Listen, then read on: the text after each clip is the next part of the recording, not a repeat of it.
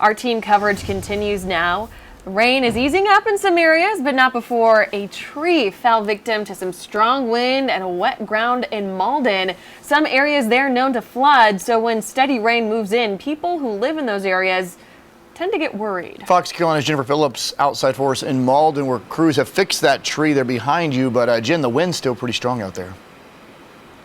Yeah, the wind is pretty strong out here, but the rain has stopped here in this area of Mauldin. We're right off Vine Hill Road, and we talked to a man off camera who told us he heard a loud crack and then a boom when a tree fell that you see here behind me. And as you can see, it's cut into pieces now, and the power is back on.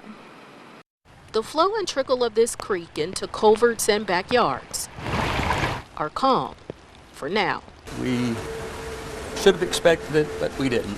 John Calhoun says when a hard rain hits this Mauldin neighborhood off Libby Lane, the creek turns into a river, water rises, and many are flooded with concern. The last flood several years ago, there was a very strong police and first responder presence here. It was quite reassuring.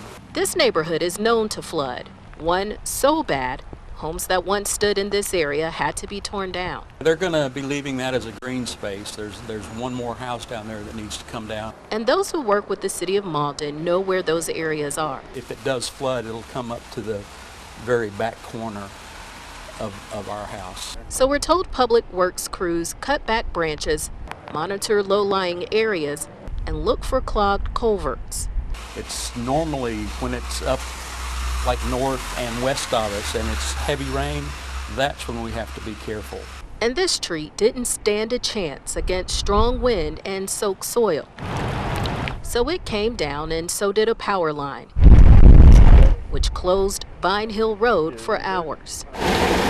So when the rain comes down, those who live in certain areas in Mauldin, their guard goes up just to make sure they'll be okay. So we also talked to those who work with the city of Mauldin. They tell us crews work throughout the year to check and do preventative maintenance to try and prevent flooding in those areas. Cody and Victoria. Jen, thank you for that live report. Glad to see things are moving out of that area.